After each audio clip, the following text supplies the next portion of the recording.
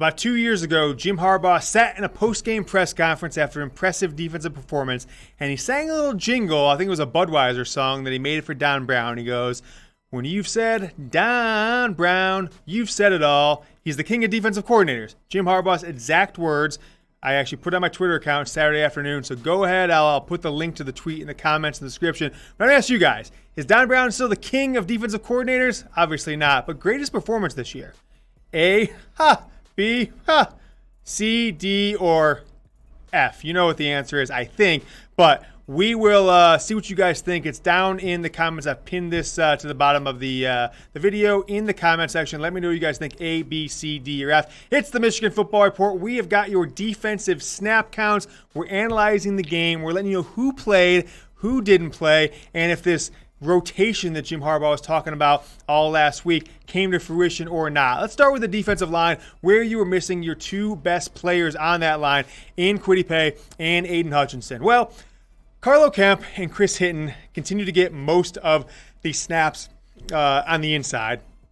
Taylor Upshaw, Donovan Jeter also in there, but it's kind of interesting how they did it because 12 defensive linemen got snaps against Wisconsin, and Carlo Kemp, who normally plays on the inside, he was playing on the outside quite a bit. So these guys got the four most amount of snaps, but every time I did look in there, I did think we were seeing more players, which is good because we all thought he didn't exist anymore, but you finally see Mazi Smith, 19 snaps, which is 3 times as much as he's gotten his entire Michigan career combined, right? So I think he only had 1 snap or 2 snaps his entire season coming into this Wisconsin game. But I find this one interesting.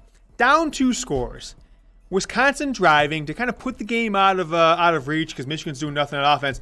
And you've got Jesse. You can see my video I put on Twitter Saturday night, which is kind of me in my living room. Jesse MFing mother. I'm not going to say because there's kids that watch the show. Jesse Speight.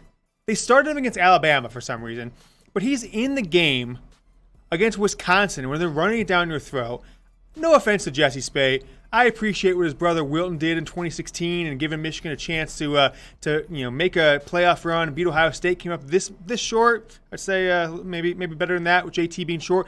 But Jesse Speight should not be in the field in year 6 for Jim Harbaugh. He's a walk-on, under-talented, undersized, and I think he's played both offensive line, defensive line, offensive line. He's switched back and forth. Like, he can't be in the game against a top 15 Wisconsin team when your entire coaching career is on the line. I just don't think it makes any sense, and I think it's completely illogical and shows the lack of talent and development that this coaching staff has put towards the defensive line, most notably since Greg Madison left to Ohio State after the 2018 season, and they brought in this guy, Shaw Nua, who is most widely known for grabbing a baseball bat and swinging it at a recruit after he committed about 18 months ago, Braden McGregor. So that's what Nua is most known at. He certainly hasn't been known at producing high-level defensive linemen. He had a chance at Kwity Paye, had a chance at Aiden Hutchinson. We'll see if we ever see those guys in Michigan uniforms again. Predict the score, though.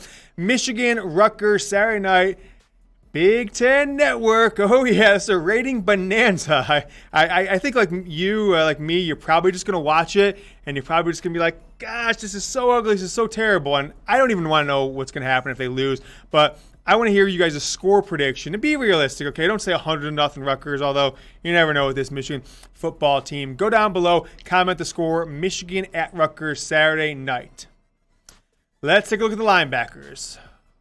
This has been a disappointing unit, okay?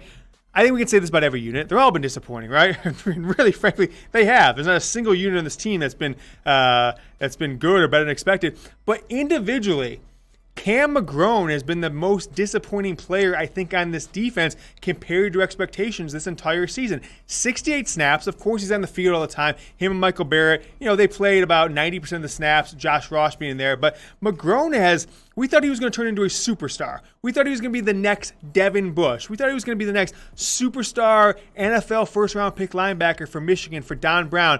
And he's not turning that at all. I think compared to expectations, all American level expectations, all Big Ten level expectations, he's had the worst season of anybody on this team compared to those expectations. And Josh Ross, I don't know if he should be starting anymore, but who's there to replace him? That's the problem right now, is that they put too much of they put too many eggs in the basket of these 3 guys that are slated to be starters, and there's not a single player other than them that has made an impact. If you think back to the 2016 season, the 2018 season, where Michigan seemed to be really strong on both sides of the ball in the 2 deep, you saw who those players were, right? In 2016, you had guys like Devin Bush as backup linebackers, Rashawn Gary as backup defensive lineman, Chase Winovich as backup defensive lineman, certainly Mo Hurst, backup defensive lineman. You don't have that anymore with this Michigan team. And so when you've got a player like Cam McGrone and Josh Ross massively underperforming, you frankly have nowhere else to go. The Wolverines are a 9-point favorite. 9-point favorite against Rutgers. I don't know if it's sad or if it's surprising, right? Sad that in year 6, you're only 9-point favorite against a Rutgers team that's lost like 20 some odd straight Big Ten games coming into this year. Or if it's surprising that they think Michigan could beat anybody by 10 points after a 1-3 start with maybe the worst 3 games I've seen consecutively out of a Michigan football team probably ever. But that is the spread. That is the over-under for the game. And you can get going with our partner, BetUS, chatsports.com/GoBlue. Dead simple for you. Super easy. Use that promo code GoBlue when you sign up and deposit. They make this show possible, so go and support them. Don't make your bets anywhere else. And if you're not betting on football, you might as well not watch it anymore because it's certainly not enjoyable as a Michigan fan. Trust me, I know. So I'm betting a lot more than I usually am. And if you get going before Saturday, before the end of the night Saturday, email us, GoBlue@chatsports.com. Just say, hey, got going with BetUS. Made my first bet. Made my deposit. Email us. We'll get your size, your information. We will get you a Michigan football jersey, the Jordan brand one, the one that you might buy from the MDAN, you might buy from Nike.com. We will send it to you, from us to you, chatsports.com/GoBlue, and then email us, GoBlue@chatsports.com, to redeem for the jersey. Let's take a look at the rest of the linebackers. You got some familiar names in here.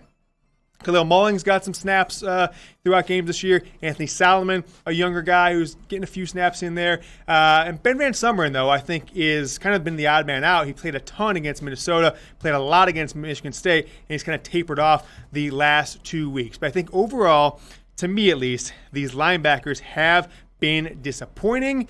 And it all starts up front with Cam McGrone, with Josh Ross. I still think Michael Barrett's making plays, but, man, he had a hot game that first week. And really, I don't think he's made bad plays, but you certainly haven't been saying, man, Michael Barrett's looking awesome. I just don't know if you've seen him do much of anything, good or bad. He's kind of just been there. So we'll see what his season turns out to be for the first-year starter in Michael Barrett. How about the much maligned,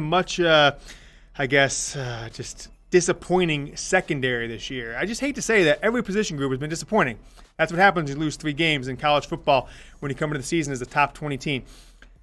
But here's what I'm thinking about with the cornerbacks. You still see Vincent Gray, you still see Gemon Green getting all the snaps. DJ Turner got in there for a little bit early on.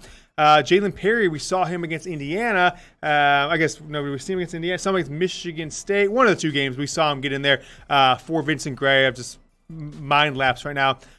But where is the young guys? Haven't we seen enough of these cornerbacks to know maybe they're going to find it this offseason? Maybe they just didn't put in the work when they needed to during the offseason, when the coaches weren't around them, when they couldn't go into the facility. But why haven't we seen Andre Seldon? Why haven't we seen Darian Green-Warren, a top 200 player, high-level 4-star player? I think Seldon ended up being a 4-star, although he started as a 3-star. But is there a reason you're not giving these guys at least a chance? Because you have no confidence as defensive coordinators, as secondary coaches. You have no confidence as fans that these guys can get it done, the 4 players that are getting all the snaps: Green, Gray, DJ Turner, and Jalen Perry. So why not put them out there, at least for 5 snaps? I don't know if either guy has seen the field all year, to be frank. So it's surprising to me that you're going to rotate in 12 defensive linemen, but you're not going to identify the position that's really let your team down all season. And cornerback, Gray, Green, still getting 90% of the snaps out there for this Michigan defense. Secondary, it's kind of the same thing. They had Brad Hawkins and Daxton Hill in for basically the entire game into the last couple series, and they put in Makari Paige and Hunter Reynolds, who I believe is a walk-on, but maybe he's gotten scholarship, but he came into Michigan as a walk-on. I don't know if the safeties have done anything to be proud of or to be too down on. I think overall they have maybe met expectations. Brad Hawkins has made a few plays here, also been out of position. I think Dax Hill, for the most part, has probably been the most consistent player on this defense, but whether or not he has made any plays that have impacted games, I think that's still to be undecided. But those were the snap counts for the defense. That's who played against Wisconsin, and frankly, I think there's still a few positions that need a little more rotation and guys who need to have their jobs on the line a little bit more if they don't get things done here against Rutgers. That's our show for you for today. If you haven't yet, again, as always, please subscribe to the channel. Just hit that button right there. You'll know every time we've got a new Michigan football video. And if you missed it, we've got our Michigan football offensive snap count and my Sunday postgame show right here. See you guys back tomorrow. Go Blue.